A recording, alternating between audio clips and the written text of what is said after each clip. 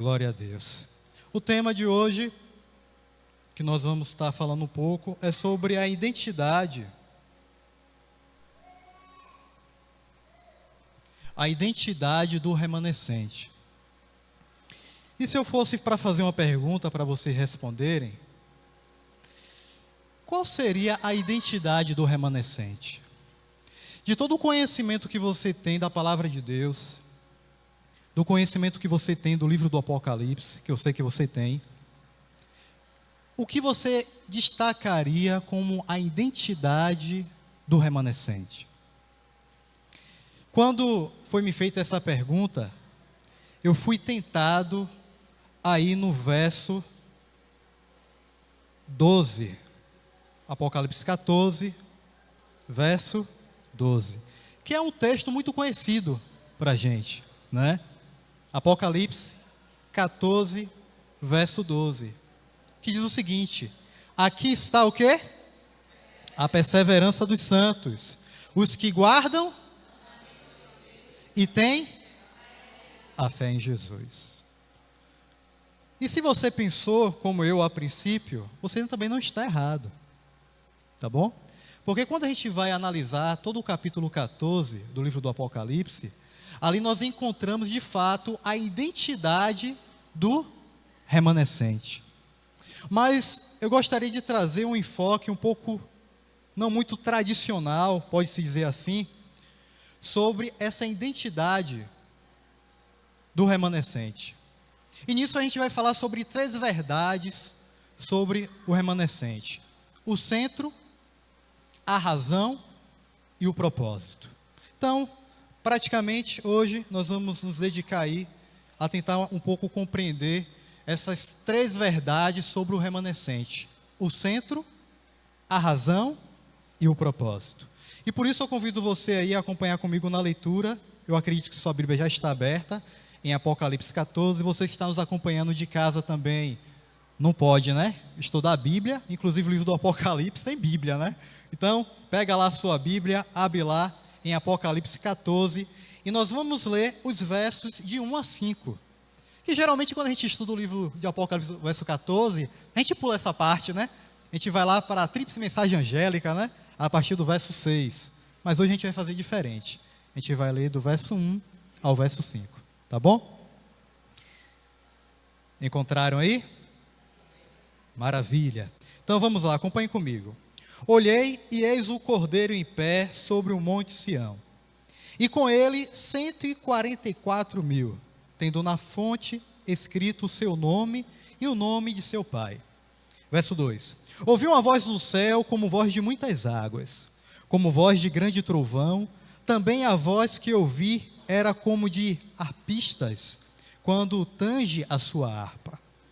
Deve ser uma coisa maravilhosa, né? Entoavam um novo cântico diante do trono, diante dos 4 seres viventes e dos anciões. E ninguém pôde aprender o cântico, senão os 144.000 que foram comprados na terra. São estes os que não se macularam com mulheres, porque são castos. São eles os seguidores do Cordeiro, por onde quer que ele vá. São os que foram redimidos entre os homens, primícias para Deus e para o Cordeiro. E não se achou mentira na sua boca. Não tem mácula. O interessante é que eu também fui tentado, ao ler essa primeira parte, a tentar talvez sair do foco do capítulo 14 que João, ele quer nos chamar a atenção. E talvez vocês também foi chamado a atenção por esse tema, os 144.000. Tema esse que na teologia existe uma discussão, né? Se é literal, se é simbólico, se é real, se é figurado, né? Se já tem esse número, se não tem, será que vai ser no Armagedon? Não vai ser? É uma discussão infinita em relação a essa questão. Só que na realidade eu não quero gastar muita energia discutindo sobre o que de fato representa esses 144 mil? Se ele é simbólico ou se ele é literal? Eu não quero gastar muita energia em relação a isso.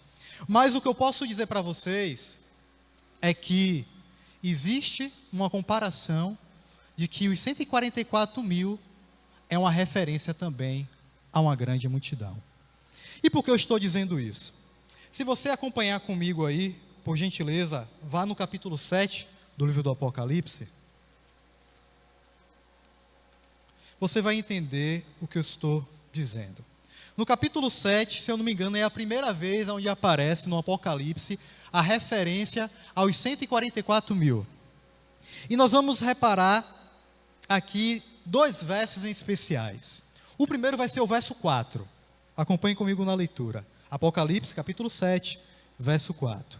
Então ouvi o número dos que foram selados, que era 144 mil, de todas as tribos dos filhos de Israel. E aí você já sabe, né? João vai começar a relatar, e 12 mil de tal tribo, 12 mil de tal tribo, 12 mil de tal tribo. E quando fecha todas as 12 tribos, e os 12 mil, a soma dá 144. Existem sim pessoas que acreditam que esse número é um número literal. E que Deus, Ele, nos últimos dias, nos sinais dos tempos, próximo ali à grande batalha do Armagedon, Deus há de selar 144 mil pessoas. E essas pessoas é o grupo de salvos. Então, é um grupo limitado. Só que, quando a gente faz uma leitura, talvez não muito atenciosa, a gente percebe que pode dar até margem para isso.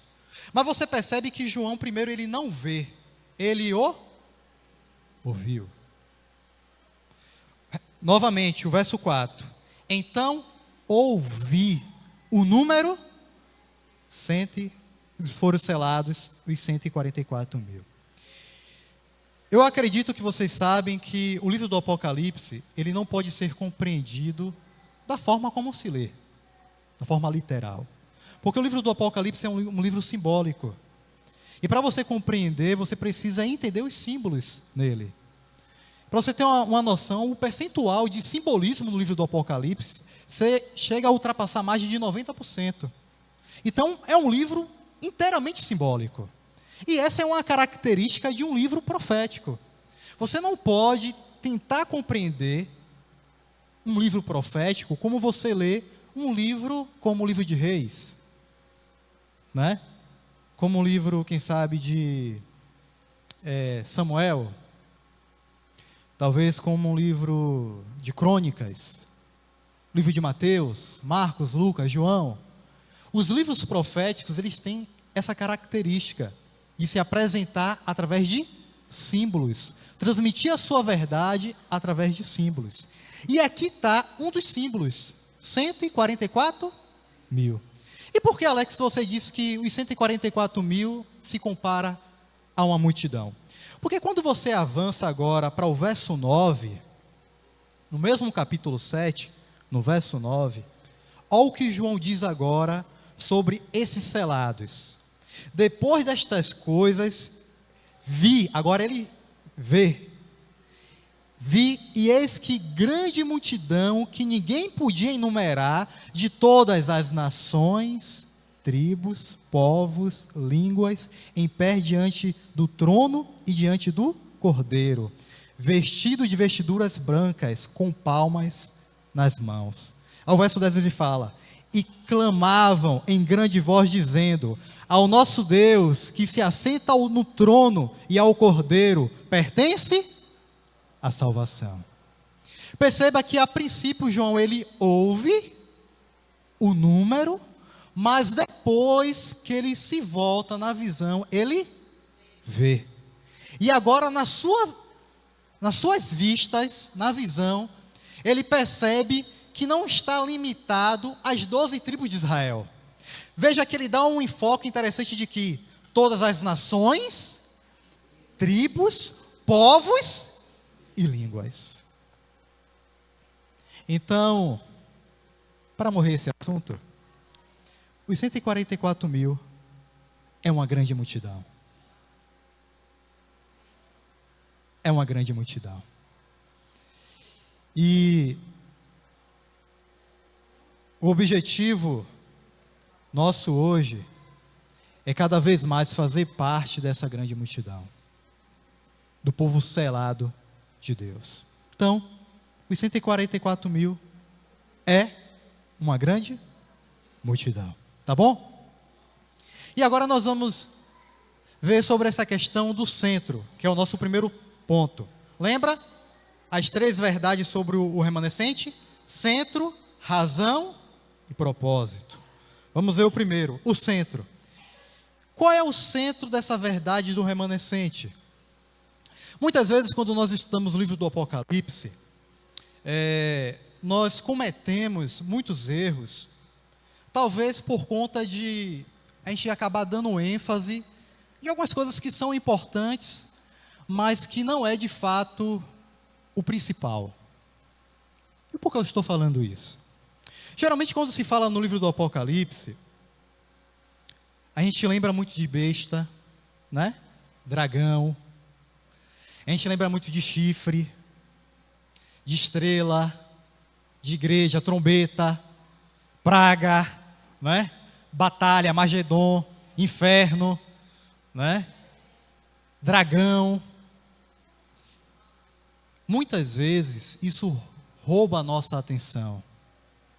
Mas na realidade, o objetivo do livro do Apocalipse, inclusive do capítulo 14, que é objeto do nosso estudo nessa manhã, o centro é o Cordeiro. Não existe 144 mil, não existe multidão sem o Cordeiro. E muitas vezes nós somos levados a pensar que o fato de a gente ter o testemunho de Jesus e guardar os mandamentos, isso é o centro da atenção. Mas não é. Tem a sua importância, tem o seu lugar, mas não é o mais importante. Porque o centro da mensagem, não somente do Apocalipse, mas do Evangelho eterno, é quem? O Cordeiro.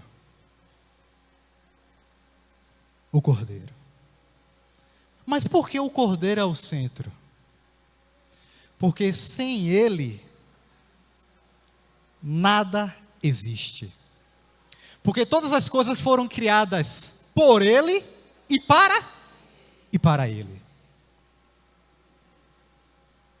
E talvez, se você tem alguma dúvida de quem é o Cordeiro, João Batista te ajuda, lá na sua declaração no livro de João. Se não me engano, no capítulo 1, verso 29, não é isso, Jorge? Qualquer coisa aí você vai me auxiliando, viu, Jorge? Eis o Cordeiro de Deus que tira o pecado do mundo. João Batista se referindo a Cristo. Então, o centro do remanescente não é o mandamento, não é o testemunho. O centro do remanescente é o Cordeiro. Porque sem o Cordeiro, não existe 144 mil e muito menos multidão.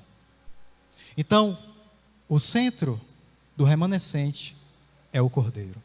Por isso que quando a gente lê aí o primeiro verso, que João ele vê em visão, ele fala, olhei, no verso 1, verso 14, capítulo 14, voltei lá para o 14. Olhei, capítulo 14, verso 1. Olhei, e eis o Cordeiro em pé sobre o monte Sião, e com ele 144 mil. E aí está uma outra diferença. Os 144 mil, eles estão com Cristo. Eles estão com Cristo. Não existe 144 mil sem o Cordeiro. Os 144 mil está acompanhando, seguindo o Cordeiro.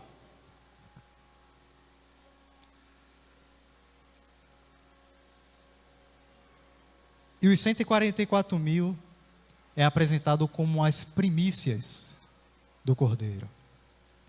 Se você pode anotar esse texto, não vai precisar a gente ir lá ver, mas existem 2 textos na Bíblia, que faz referência sobre essa questão de primícias, que ele traz uma conotação muito interessante que eu quero trazer para vocês nessa manhã. Que é o seguinte, que primícias é uma referência a algo que é dedicado. E o texto de referência eu cito para vocês Jeremias capítulo 2, verso 3, você pode anotar aí, e Tiago capítulo 1, verso 18. Que as primícias é algo que é dedicado. Jesus Cristo, quando ele morre e ressuscita, Jesus Cristo, ele está agora à destra do Pai, intercedendo por mim e por você. Lá na epístola, ou é de Pedro ou é de João, a Jorge vai ter que me auxiliar. Lá ele diz, filhinhos meus, acho que é 1 João, né? 1 João 2, 22? 1 João 2, 1 e 2. Pronto. E lá diz o texto, filhinhos meus, estas coisas vos escrevo para que não pequeis. Mas, se todavia alguém pecar, nós temos um advogado junto ao Pai, Jesus Cristo, o justo. Você percebe que, se a gente tirar o cordeiro de cena, nós estamos perdidos? Porque eu te pergunto, quem é que não peca? Será que existe algum pecador na face da terra, Jair?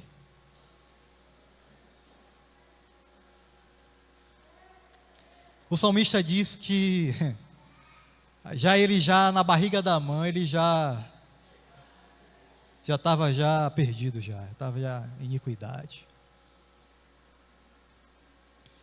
Irmãos,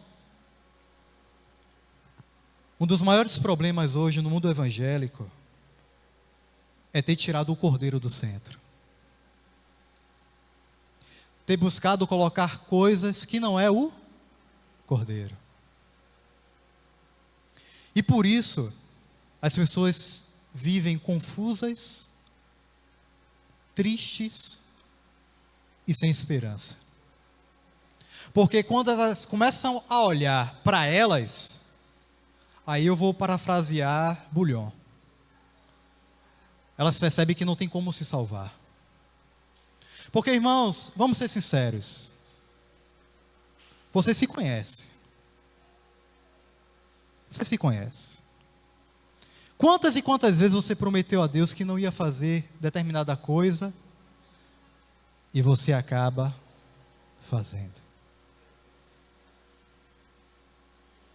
E quando você não tem o Cordeiro como centro, como apresenta aqui, que ele é o centro dos remanescentes, uma referência aos santos dos últimos dias, que eu acredito que seja eu, você, cada um de nós aqui. Se nós não temos o Cordeiro como centro, quem vai perdoar os nossos pecados? Quem vai lavar nossas vestiduras? É o sábado que vai? É uma alimentação saudável que vai?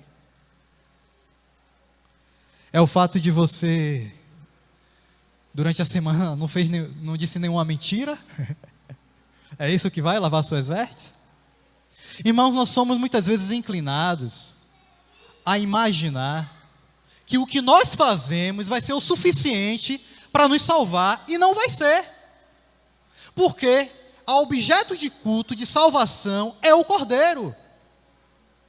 João 3,16 diz, porque Deus mandou o seu único Filho unigênito a este mundo, para Ele morrer por todo mundo. Mas só vai se salvar aquele que crê. O amor de Deus, ele é incondicional para todos. Por isso que Ele enviou o seu Filho para morrer por este mundo. Mas a salvação, existe uma condição. E a condição não é sábado.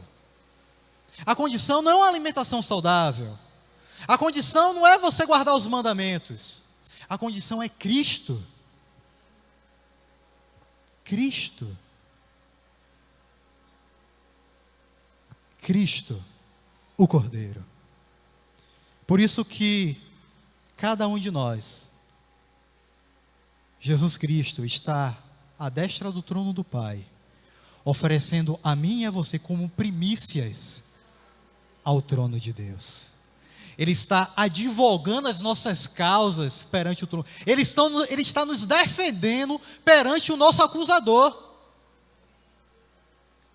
Só existe defesa, salvação, e só existe 144 mil no Cordeiro. Por isso que ele é o centro.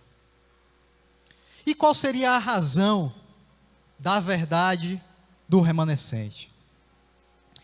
A razão da verdade do remanescente é que eles foram comprados da terra e tiveram as suas vestiduras lavadas, e que agora a salvação é dada para eles.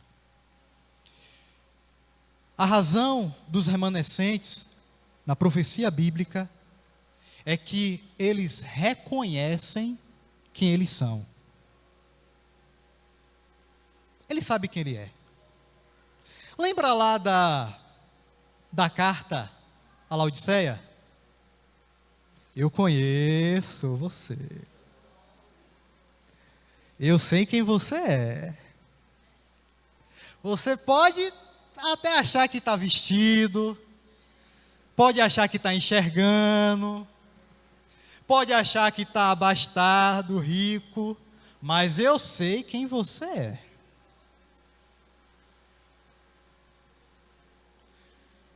Os remanescentes, eles reconhecem quem eles são. Os remanescentes não tentam disfarçar quem de fato eles são.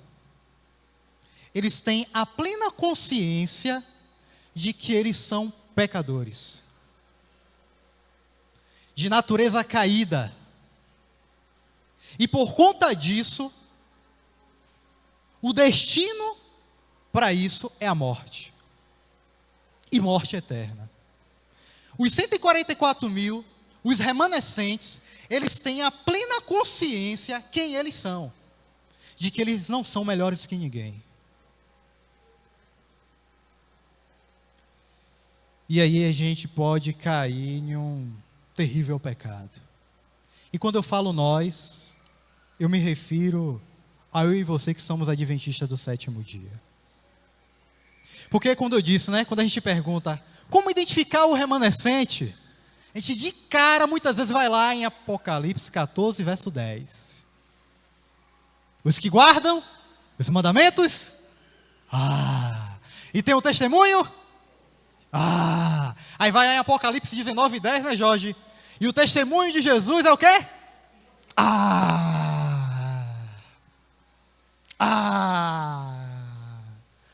Estamos por cima da carne seca. Ei, maravilha. Nós guardamos o testemunho de Jesus, guardamos os mandamentos e temos o testemunho de Jesus, que é o espírito de profecia. Aí tem o espírito de profecia é Ellen White. Sabe de nada, inocente.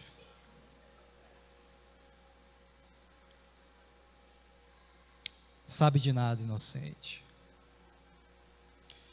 Ellen White, irmãos, não é o espírito de profecia.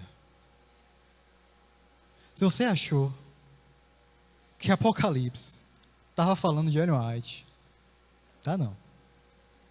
Ellen White não é o espírito de profecia. Ellen White foi concedido a ela o espírito de profecia. Mas Ellen White, ela não é o espírito de profecia. Há uma grande diferença nisso. Uma tremenda diferença nisso. Porque nós compreendemos que Ellen White, ela foi uma serva do Senhor, né? Ela recebeu visões. Através dela, Deus orientou e orienta até hoje o seu povo. Mas Ellen White, irmãos, não é o espírito de profecia. Ellen White foi concedido a ela o espírito de profecia, porque o espírito de profecia é o testemunho de Jesus, é a fé em Jesus. Muitas vezes a gente dá muita ênfase ao espírito de profecia como Ellen White, Mas na realidade a ênfase é a fé em Jesus. Nós costumamos sempre tentar tirar Cristo do centro, e por isso que as coisas não dão certos.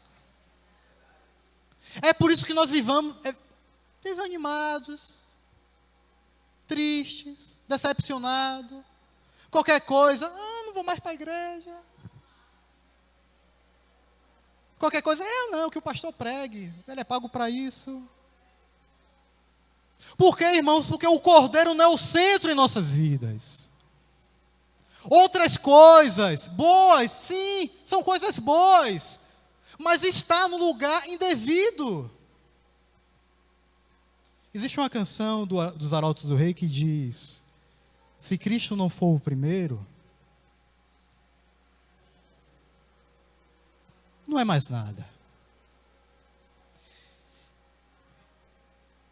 E uma das grandes artimanhas de Satanás é fazer com que você coloque no lugar de Cristo coisas boas. Acabe tirando o Cristo do centro das suas vidas, mas colocando coisas boas. E eu vou citar algumas aqui. A família é uma coisa boa? Mas é o centro da nossa fé? A alimentação saudável é uma coisa boa? Mas é o centro da nossa fé?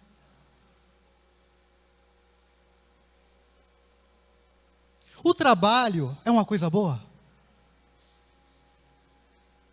Mas é o centro da nossa fé? Percebe, irmãos, que a nossa fé muitas vezes desfalece, não é nem por conta das tribulações, é porque o nosso sustento, o nosso alicerce não está sendo a rocha. Aí se aplica a parábola que Cristo contou. Quando vem a tempestade, a chuva, o trovão, a sua casa, a sua vida espiritual, não está no cordeiro, está em qualquer outro bicho. E muitos aí têm a besta como o alicerce, tudo é besta. Acorda pensando na besta, dorme pensando na besta, né? Respira a besta, tudo é besta. E perde o centro, que é Cristo. Então, irmãos, a razão dos remanescentes também é o Cordeiro. O centro é o Cordeiro. E a razão é o Cordeiro. Imagina você qual é o propósito dos remanescentes. O Cordeiro. Tudo é o Cordeiro. Se você achou que era outra coisa, me desculpe te decepcionar. Mas o centro do remanescente é o Cordeiro. A razão do remanescente é o Cordeiro. E o propósito do remanescente também é o Cordeiro. E aí eu gostaria de destacar uma parte do texto que diz que nele não se achou mentira. Eu tentei um pouco refletir o que João queria dizer, ou melhor, o que o anjo queria dizer a João, quando pediu para ele relatar isso, de que neles não achou mentira. O interessante é que essa expressão, ela também aparece em Apocalipse 2. No versículo 2. E diz o seguinte, isso aqui é contextualizando, né? É as 7 igrejas, a carta à primeira igreja, a igreja de Éfeso. Conheço as tuas obras, tanto o teu labor como a tua perseverança, que não pode suportar homens maus, e que puseste à prova os que a si mesmos se declaram apóstolos, e não são, e o achastes mentirosos. Eu li Apocalipse 2, verso 2.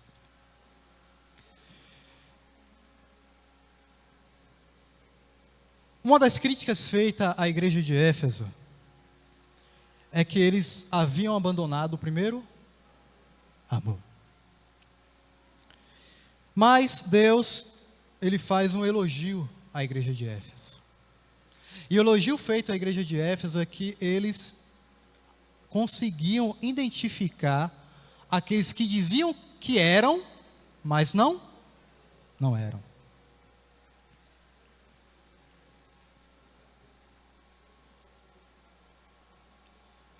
O apóstolo João, em uma das suas cartas, aí Jorge vai ter que me ajudar de novo aí. Em uma das suas cartas, João diz: se alguém chegar dizendo para você que é de Deus, mas não guarda os seus mandamentos, ele é o quê? E nele não está a verdade.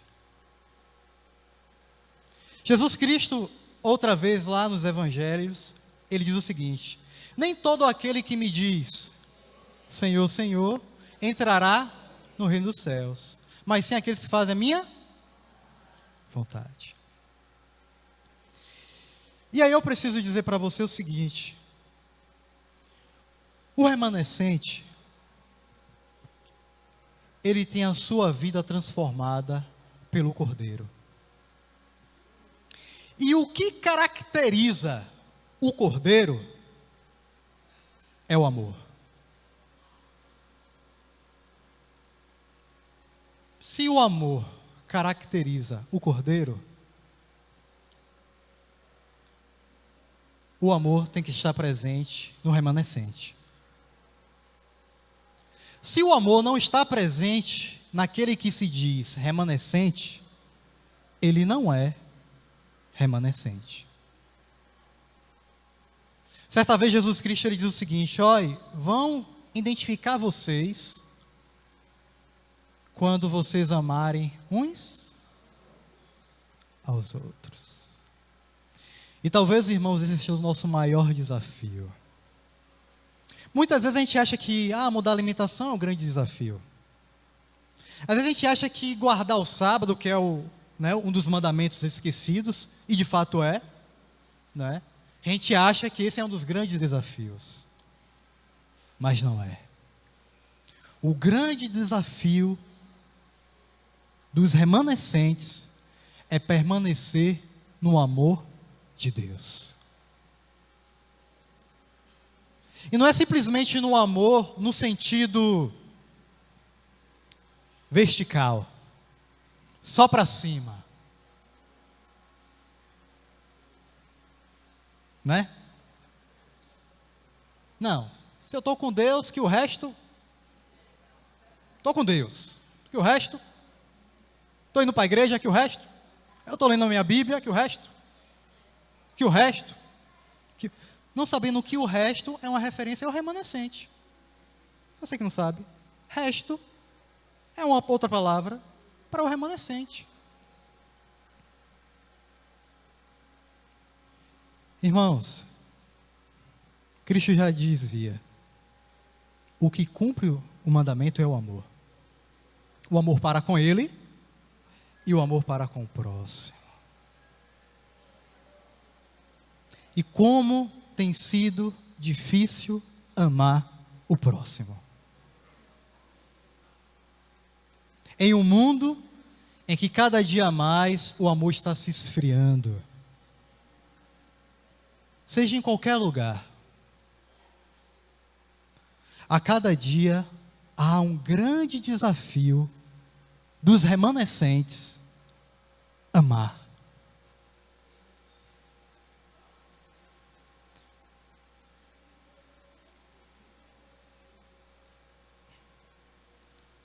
O Cordeiro, ele foi imolado, sacrificado. Mas hoje nós aguardamos não apenas o Cordeiro, mas o leão da tribo de Judá. E existe uma diferença. Existe uma diferença.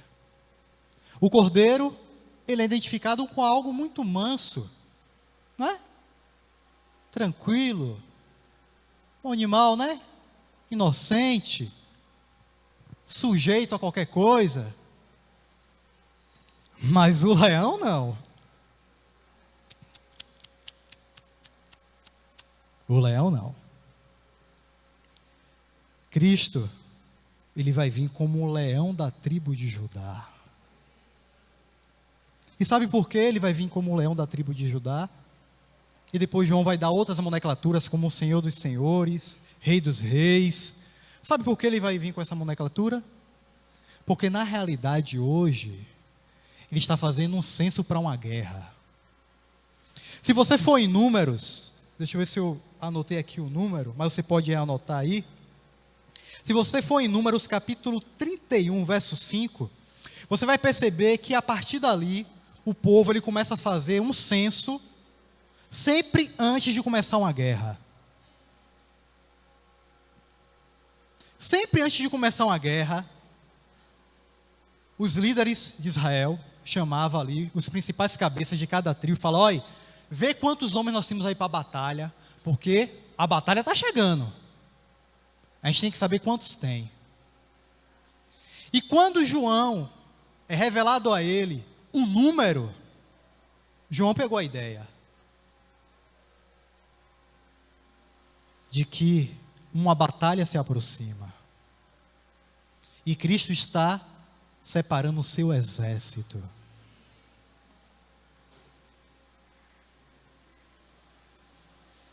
$144.000 é aqueles que têm o Cordeiro como centro.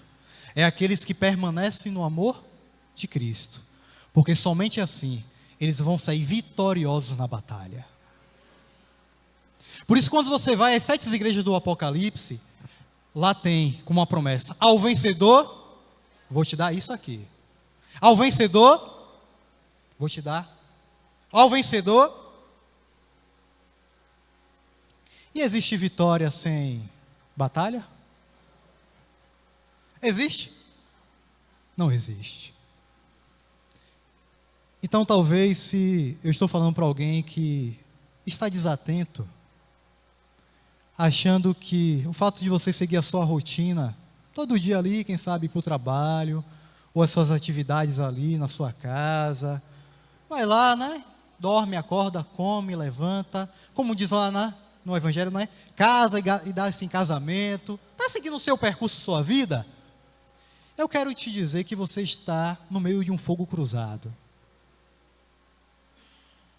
Existe uma batalha entre o bem e o mal.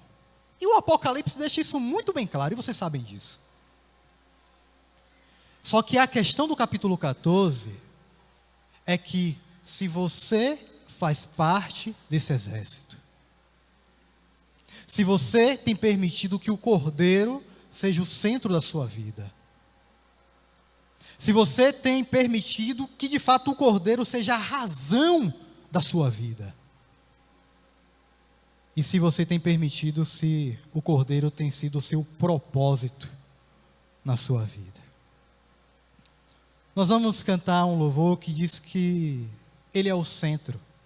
Gostaria de convidar aqui as levitas para me ajudarem. E eu quero que através desse louvor, você medite um pouco nessa canção. E à medida que você for cantando e meditando nesse louvor, que você vá se colocando de pé como uma resposta, não a mim, e nem para Deus, porque Deus conhece o seu coração, mas uma resposta ao mundo espiritual, de que lado você está, de que exército você pertence, e quem é o centro da sua vida.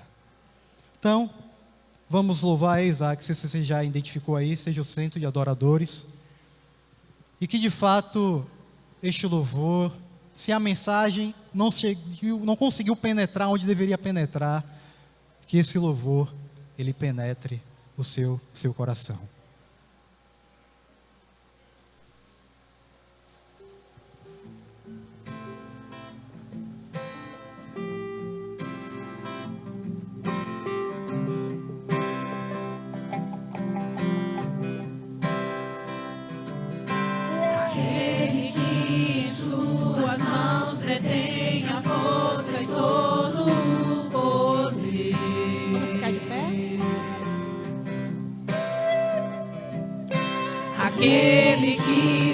promete a vida eterna a todo que nele crê.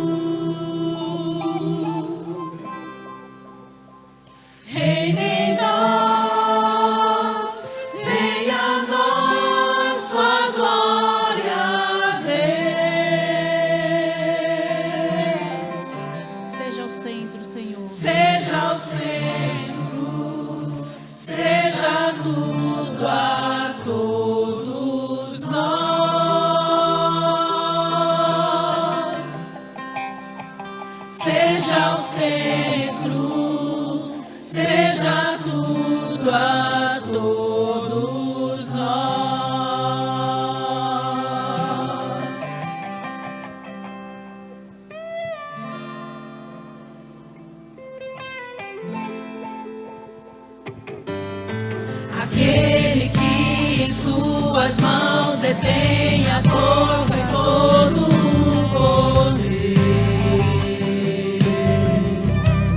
Glória a Deus. Aquele que promete a vida eterna a todo que nele crê.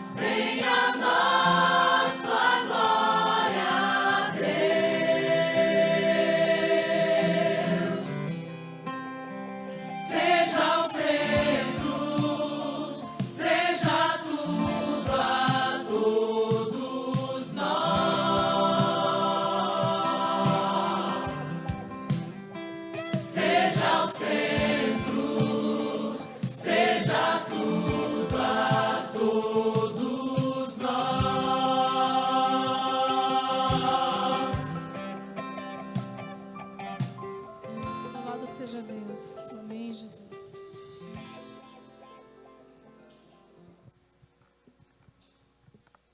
Obrigado, meninas.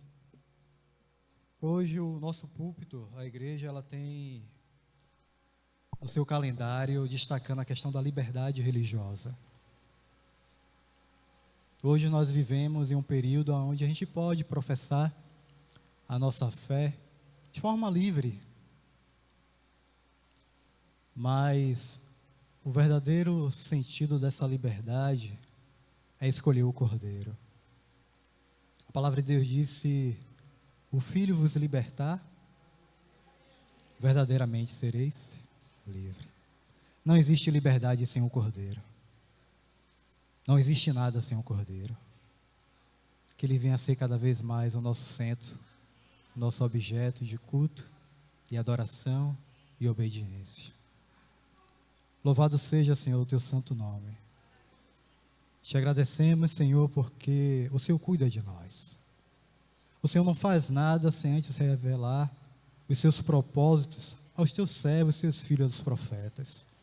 Porque o seu intuito não é pegar o teu povo despreparado, é pegar um povo pronto para a colheita. Nos amadurece, Senhor, nos teus celeiros. Nos faz cada vez mais ter os ouvidos abertos para ouvir a tua voz, para fazer parte, Senhor, do teu rebanho, para que assim, Senhor, nós venhamos cada vez mais fazer parte desse remanescente. Nos ajuda, Senhor, fortalece a nossa fé, pois o Senhor é objeto da nossa fé. Nos ajuda, Senhor, nas nossas dificuldades, mas o Senhor é aquele que tudo pode, nada pode contigo, e todas as coisas nós podemos em Ti, porque é o Senhor que nos fortalece. Então, Senhor, se existe alguém que está desanimado, desmotivado, triste, sem esperança, que o Senhor reavive a sua fé, para que assim eles tenham a certeza que com o Cordeiro nós somos mais que vencedores. Obrigado, Senhor, pela essa manhã abençoada, que essa bênção se estenda durante todo esse dia a cada um de nós, e durante toda a semana, e até que venha o Teu reino. Nós oramos em nome de Jesus. Amém.